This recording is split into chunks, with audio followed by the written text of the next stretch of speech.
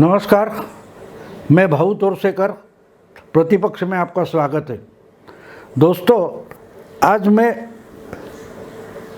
चिराग पासवान के बारे में आपसे बात करूंगा। आपको मालूम है, चिराग पासवान ये दिवंगत नेता रामविलास पासवान के बेटे हैं। आज ही बोलने की ज़रूरत ये हो गई कि सुबह से मैं यानी मंगलवार को मैं जब न्यूज़ देख रहा था तो सेंट्रल गवर्नमेंट यानी मोदी सरकार में कुछ नए मंत्रियों को लेने वाले हैं, ऐड करने वाले हैं, ऐसी खबर आई थी। बहुत सारे नाम थे, उसमें पशुपति पारस इनका भी नाम था। पशुपति पारस ये रामविलास पासवान के भाई है और पासवान की जो पार्टी थी लोक जनशक्ति पार्टी, ये भी एक पार्टी एनडीए में है और उसके नेता रामविलास पासवान मोदी के सरकार में एक मिनिस्टर थे। 2014 से लेकर पिछले अक्टूबर तक वो मिनिस्टर थे और बिहार के चुनाव जब शुरू हुए थे विधानसभा के, उस दरमियान उनका देहांत हो गया। वैसे देखिए तो उस विधानसभा चुनाव के दरमियान उनके बेटे जो पार्टी के अध्यक्ष भी थे, सबसे बड़े नेता थे, उन्होंने एनडीए के खिलाफ ही मोर्चा खोला था। और लेकिन एनडीए के खिलाफ मोर्चा नहीं खोला था, उन्होंने एनडीए में जो चीफ मिनिस्टर है बिहार के नीतीश कुमार, उनके खिलाफ मोर्चा खोला था। 2015 का जो चुनाव हुआ था उसमें 2015 का जो चुनाव हुआ था उस वक्त नीतीश कुमार एनडीए में नहीं थे, वो लालू के साथ थे, लेकिन पासवान एनडीए में थे। और बीजेपी और कुशवाहा की जो पार्टी है वो और एलजेपी मिलकर जो एक फ्रंट बनी थी, अलायंस बनी थी, उसके साथ पासवान थे। और पासवान की पार्टी को बहुत सारे, मुझे लगता है 30-40 सीटें दी गई थी, लेकिन वो 1-2 सीटें भी चुनकर नहीं ला सके। वही हालत कुशवाहा की थी और इसलिए लालू और नीतीश और कांग्रेस, इनको बड़ा भारी बहुमत मिला था। उसके बाद आपको मालूम है नीतीश कुमार वापस आ गए लगे वगैरह वगैरह, लेकिन उसमें इंटरेस्ट नहीं, मुझे चिराग में इंटरेस्ट है। वैसे देखिए तो चिराग पासवान जो रामविलास पासवान का बेटा है, उसका ही इनिशिएटिव था, इसलिए पिता रामविलास पासवान एनडीए में आ गए। ये पासवान की हिस्ट्री क्या है? आज मुझे ऐसा लगता है कि चिराग शायद अपने पिता की हिस्ट्री, इतिहास दोहरा रहा है, इसलिए मैंने इसको सब्जेक्ट बनाया। आपको शायद याद होगा कि 2002 में वाजपेयी की गवर्नमेंट थी एनडीए की, उसमें भी पासवान थे। 1999 में जो लोकसभा का चुनाव हुआ था, उस वक्त जेडीयू पार्टी से ही पासवान चुनकर आए थे, लेकिन चुनाव के बाद उनको मिनिस्टर भी बनाया गया और उस वक्त उन्होंने जेडीयू से बाहर होकर अपनी अलग पार्टी बनाई, वही एलजेपी है, लोक जनशक्ति पार्टी। लेकिन 2002 के बाद, यानी जब गुजरात में बड़े दंगे हो गए, तो रामविलास पासवान ये एनडीए के मिनिस्टर होने के बावजूद उन्होंने सबसे पहले डिमांड की कि मोदी को हटाना चाहिए। गुजरात के चीफ मिनिस्टर मोदी को हटाना चाहिए, ये डिमांड करने वाले पहले व्यक्ति रामविलास पासवान थे। और जबकि अडवाणी या वाजपेयी ने ये बात नहीं मानी, तो पासवान अपने मिनिस्टरशिप का इस्तीफा देकर बाहर निकले थे और कांग्रेस के साथ निकल गए थे। उसके बाद 2004 में पासवान कांग्रेस के साथ चुनकर आए, मिनिस्टर बने। और हालत कैसी होती है देखो राजनीति में, 2004 में वो मिनिस्टर बने, कांग्रेस की यूपीए बनी थी, उसमें लालू भी थे, पासवान भी थे। फिर 2005 का चुनाव हो गया। 2005 का जो बिहार का विधानसभा चुनाव हुआ, उस वक्त लालू अपनी मेजॉरिटी नहीं ला सके, और पासवान और लालू इनका जो झगड़ा था, उसमें विधानसभा का चुनाव होने के बावजूद गवर्नमेंट नहीं बनी, क्योंकि कांग्रेस और लालू साथ में आए तो भी मेजॉरिटी नहीं बनती थी। और नीतीश और बीजेपी, इनके विधायक जो थे, उनकी संख्या भी उतनी थी कि बिल्कुल बीच में रामविलास पासवान, मेरा ख्याल है उनके कुछ 30-32 विधायक थे एलजेपी के, वो किसी के भी साथ नहीं जा रहे थे। इसलिए विधानसभा का चुनाव तो हो गया, रिजल्ट आ गया, लेकिन गवर्नमेंट नहीं बन रही थी। आखिर में एक बात ऐसी हो गई कि पासवान की पार्टी के जो कुछ 25 से ज़्यादा एमएलए थे, विधायक थे, वो नीतीश के साथ जाने के लिए राजी हो गए। और ये जब खबर लगी, तब लालू ने सेंट्रल गवर्नमेंट को प्रेशराइज किया और राज्यपाल के हाथ से विधानसभा ही बर्खास्त करने का निर्णय हो गया। और विधानसभा जिसका चुनाव हुआ, लेकिन उसकी एक भी बैठक नहीं हुई, एक भी सेशन नहीं हुआ, और विधानसभा बर्खास्त हो गई थी। और उसके बाद लालू और पासवान, इनका झगड़ा चलते रहा।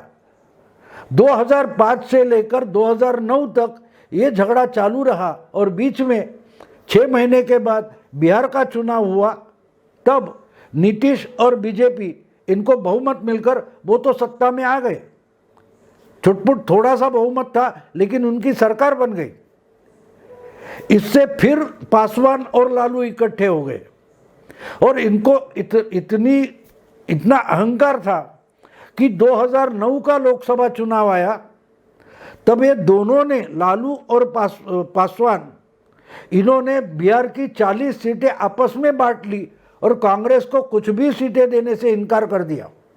तो कांग्रेस को 2009 का चुनाव बिहार में अकेले लड़ना पड़ा था। लेकिन उसका परिणाम ये हुआ कि 40 में से कम 32 सीटें नीतीश और बीजेपी ने जीत ली।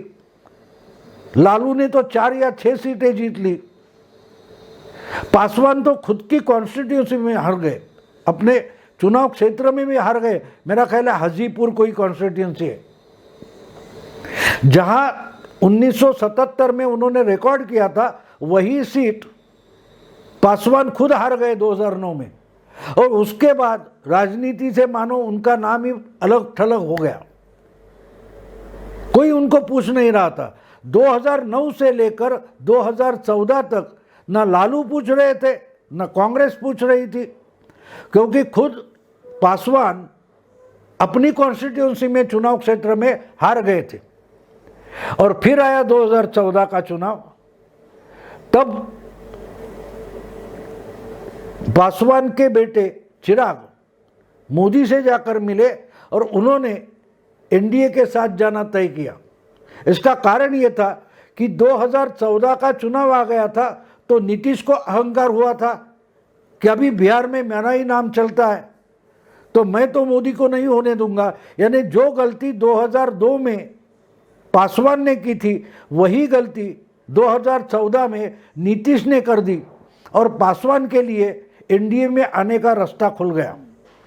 जिस मोदी को हटाने के लिए पासवान ने मिनिस्टरशिप वाजपेयी के गवर्नमेंट में छोड़ी थी, उसी को पासवान शरण गए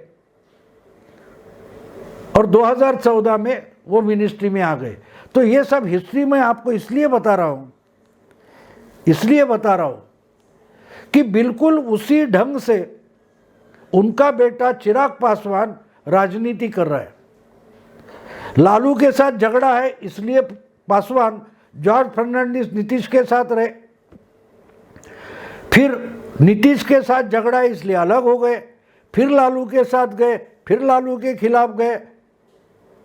सेक्युलरिज्म का नाटक करते करते मोदी को हटाने के लिए बीजेपी का साथ छोड़ दिया, क्या क्या नहीं किया। और हारने के बाद शरण जाना, ये मानो इनकी फितरत है, इनकी फितरत है। तो चिराग उसी ढंग से जा रहा है। अब इनका गुस्सा ये है कि 2014 में जब नीतीश ने मोदी के खिलाफ मोर्चा खोला था, तो फिर 2017 में नीतीश कुमार वापस एनडीए में आ गए। तो उसके बाद लोकसभा का चुनाव था, तो जितनी सीटें एलजेपी को 2014 में दी गई थी उतनी नहीं दी गई, इसलिए पासवान गुस्से में थे, चिराग भी गुस्से में थे, लेकिन उनको मालूम था अकेले के बलबूते पर कुछ नहीं कर सकते, इसलिए वो बचे रहे। और बीजेपी ने उल्टे अपनी 5 सीट खाली करके नीतीश को 16 सीटें दी थी, आपको याद है। तो बात यह है दोस्तों कि जब आपकी ताकत नहीं रहती तो अहंकार को ताकत मत समझो। पासवान हो, नीतीश हो, आज महाराष्ट्र में शिवसेना हो, जब आपकी ताकत नहीं रही है तो आप अहंकार को ताकत समझ के लड़ते हो और आपको मुंह खानी पड़ती है। जो आपने बंगाल में कांग्रेस और लेफ्ट फ्रंट का देखा कि उनका तो सुपड़ा साफ हो गया। अगर वो ममता के साथ जाते, आपको भी बीजेपी को हराना था, लेकिन आपकी ताकत नहीं थी, आप ममता के साथ जाते तो कुछ ना कुछ सीटें तो आपकी होती। लेकिन अहंकार इतना बड़ा है कि ताकत ना होते भी आप लड़ेंगे और आप खत्म हो जाएंगे। तो चिराग पासवान की वही हालत हो रही है जो उनके पिताजी की 2002 से लेकर 2014 तक हुई थी। बिल्कुल उसी ढंग से वो जा रहे। अब उस वक्त यानी 2005 में इनको 25 एमएलए बगावत करके नीतीश के साथ जाने लगे, इसलिए विधानसभा बर्खास्त की गई थी।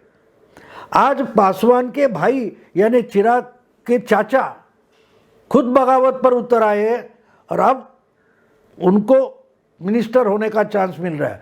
अब थोड़ा पीछे जाकर हम देखेंगे, अगर बिहार का जब चुनाव था उस वक्त एनडीए में होते हुए नीतीश के खिलाफ जाने के बजाय 30-35 सीटें भी अगर चिराग पासवान ले लेते और नीतीश और बीजेपी के साथ रहकर लड़ते तो उनके कम से कम 12, 15, 20 तो एमएलए निकल कर आ जाते, नीतीश के भी आ जाते। लेकिन नीतीश को हराने के लिए इन्होंने एनडीए का भी नुकसान किया और पार्टी का भी नुकसान किया, क्योंकि विधानसभा में, आज की बिहार विधानसभा में एलजेपी का एक भी विधायक बचा नहीं है, चुनकर आया नहीं। अब तो जो बचा था पार्लियामेंट में, उनके जो 6 एमपी थे उनमें से एक तो खुद चिराग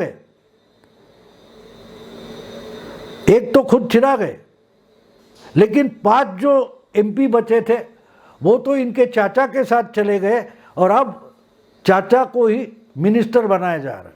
अगर बिहार विधानसभा चुनाव में अहंकार अलग रख के नीतीश की खिलाफत करने के बजाय 20-25 कुछ 10, 12, 15 विधायक भी नीतीश चुनकर लाते एनडीए में रहकर, तो आज पशुपति पारस की जगह उनको सेंट्रल में मिनिस्ट्री मिल जाती, क्योंकि आज उनके चाचा के साथ 5 एमपी चले गए हैं, तो मोदी या प्राइम मिनिस्टर को उनको ही जगह देनी पड़ेगी, क्योंकि पार्टी में स्प्लिट हो गई है। चिराग को कोई नेता नहीं मानता, उनको नेता पद से हटाया गया है और पशुपति को नेता बनाया गया है, तो उसको मिनिस्ट्री में लेना, सरकार में लेना मोदी के लिए भी सख्ती है। क्या करेंगे? कहने का मतलब ये सब हिस्ट्री मैंने इसलिए बताई कि चिराग पासवान अपने ही पिता का इतिहास दोहरा रहा है। दोस्तों, एक बात मानी जाती है कि इतिहास जो होता है उससे हम कुछ सीख लेते हैं तो बदल सकते हैं, लेकिन आज तक दुनिया का इतिहास यही बताता है कि इतिहास से लोग सीखते नहीं, इसलिए बर्बाद हो जाते हैं और खुद एक इतिहास बन जाते हैं। रामविलास पासवान खुद हिस्ट्री बन गए थे, उनके बेटे ने चिराग ने ही उनको हिस्ट्री से निकालकर वर्तमान में लाया था, लेकिन आज चिराग खुद ही हिस्ट्री बनने जा रहे हैं क्योंकि वो हिस्ट्री रिपीट कर रहे हैं, इतिहास की पुनरावृत्ति हो रही है। दोस्तों, ये वीडियो आपको पसंद आया तो लाइक कीजिए, शेयर कीजिए और प्रतिपक्ष को सब्सक्राइब कीजिए। नमस्कार।